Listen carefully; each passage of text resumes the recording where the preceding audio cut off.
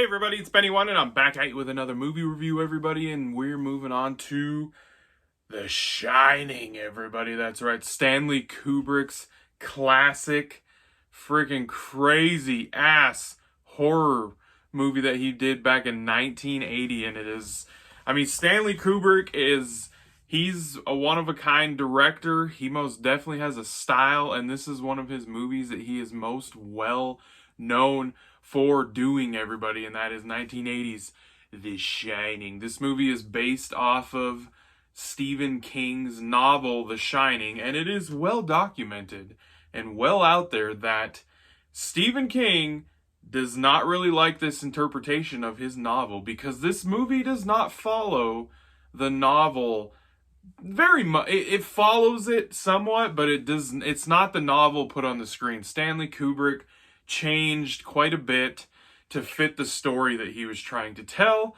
and it is well out there that him and Stephen King do not get along, and they did not agree on a lot of things that went on with the making of this movie, unfortunately. So now there is a TV series movie, like a TV movie version of The Shining that Stephen King was very involved with. I think that came out in the early 90s, the mid to early 90s. That actually follows Stephen King's book almost to the T. So there's that version of that. I don't know if we'll get to that one. I do plan on rewatching Dr. Sleep, though, and doing a review for that one, because it is a sequel to The Shining, actually, based on the novel that Stephen King wrote, Dr. Sleep, because it has to do with Danny Torrance, the child of Jack and Wendy, everybody. So we're going to get into that one, but we're here to talk about 1980's The Shining, everybody. This movie was directed, of course, by Stanley Kubrick, visionary director. The dude is probably one of the best directors. Like, he's in a group. He's probably in a group of about a dozen directors that are well known, have made some crazy, awesome movies. Now, their visions of these movies might be a little odd and weird for some people, but they're great directors. And of course, this movie stars Jack Nicholson as Jack friggin' Torrance. It's an iconic role for friggin' Jack Nicholson in a horror movie. He was a huge actor at the time when he got cast to be in this movie. This was before he played the Joker. Jack Nicholson is great at playing a crazy-ass, psychotic person. He's just awesome in this role. A lot of the roles he's most known for is just, and The One Flew Over the Cuckoo's Nest, this movie, The Joker. He's just known for playing that batshit crazy character in movies that he's known for. He's fantastic in this role. And he's even got, like, a lot of his lines that he gives in this movie, they have a comedic tone to them, even in those parts like where he's walking slowly up to Wendy, up the stairs in the Colorado Hall, or whatever it's called. His lines, the way that he delivered them, they were almost comedic, but you were like on the edge of your seat and just fearful for what he is going to do with Wendy. He's literally like, the light of my light, Wendy, and he's just like, I'm not gonna hurt you, Wendy. I'm not. I'm just gonna bash your brains in and shit. And it's just like, there's a comedic touch to it, but it's scary as hell at the same time. That's why he's good at playing crazy ass fucking people. He really is. And then Shelley Duvall, of course, plays Wendy Torrance, the wife and mother of Danny. And she gets a lot of shit for this movie and her acting in this movie. Now, if you've read anything, watched any documentaries about the making or whatever of this movie, it is well known that Kubrick either treated her like utter garbage on the set because he didn't like her, or whatever.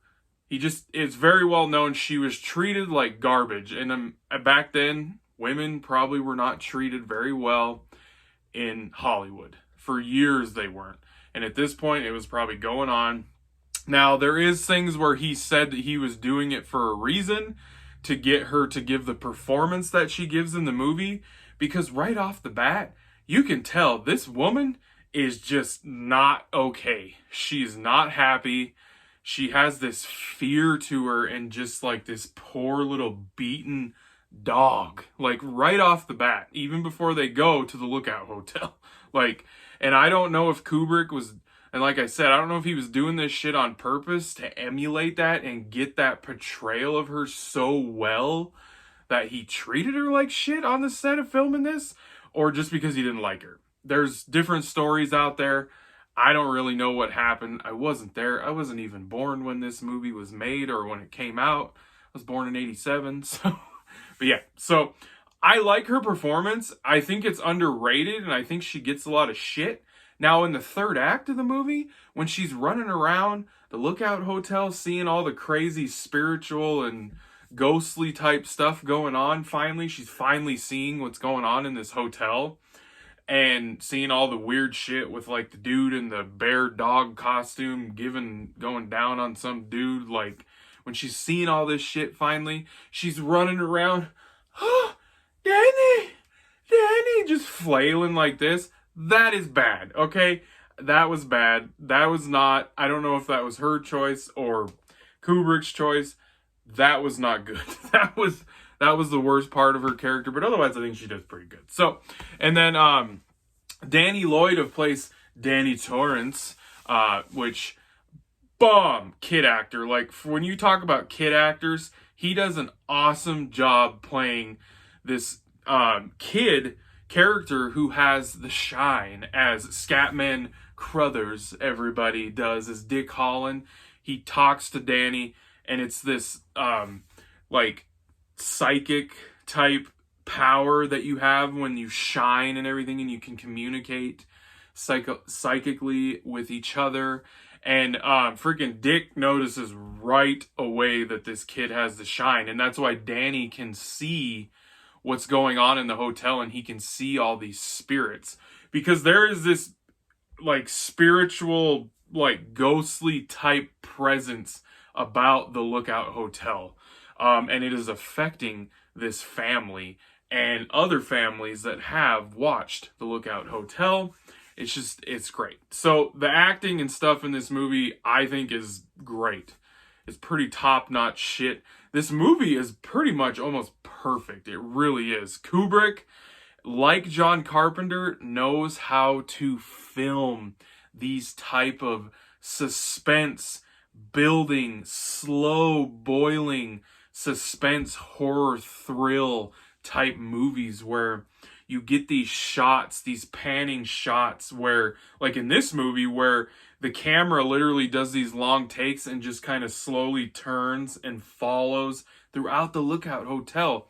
And that builds and helps the atmosphere that he was going for in this movie, and these shots and these takes down the hallways, and just, it helps build the suspense. And him and John Carpenter both are just masters at doing this kind of shit. And it aids so much in the storytelling of their movies, The Shining and Halloween. Like, it just does. It really does. And there is this metaphorical and philosophical theme about this movie.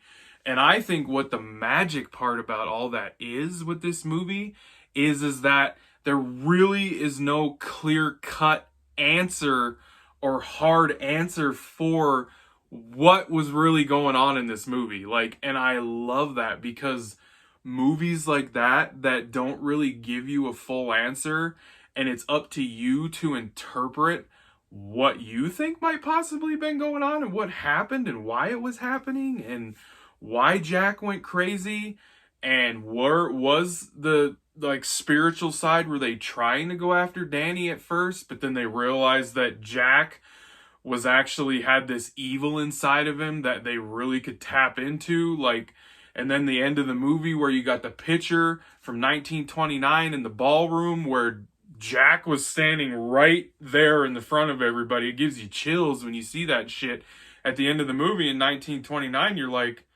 well, wait a second, is he there the whole time? Like, is that him? Is that somebody that looked like him? Is that an ancestor? Like, I just love that you can have some deep discussions about a movie like this, like deep discussions on what's really going on, what's happening.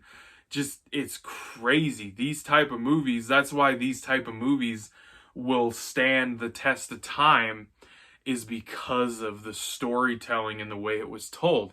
Now, some people don't like that shit. Some people don't like watching movies where it leaves you on this edge of, well, what really happened?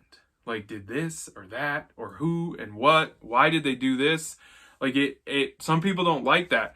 I like it because every time I rewatch this, which I watch this pretty much every year in October because it's one of my favorite horror movies, and it's an awesome movie. It's filmed well, directed well, written well, acted well. It looks fantastic. The score is awesome. Now, it has that theme in that opening shot, which is simple, and it shows Jack driving his bug up to the Lookout Hotel and everything. Beautifully shot, like amazing.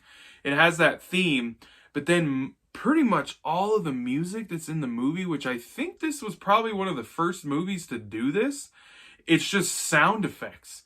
They take different sound effects and make them, they're like eerie and everything, and you don't really have a music score in this movie except for in the very beginning and the end, but it's just these eerie sound effects that just build the suspense and everything of the scenes. And I'm pretty sure it's one of the first movies that did that, which was different than anything that had come before this. Like, this movie is fantastic, people.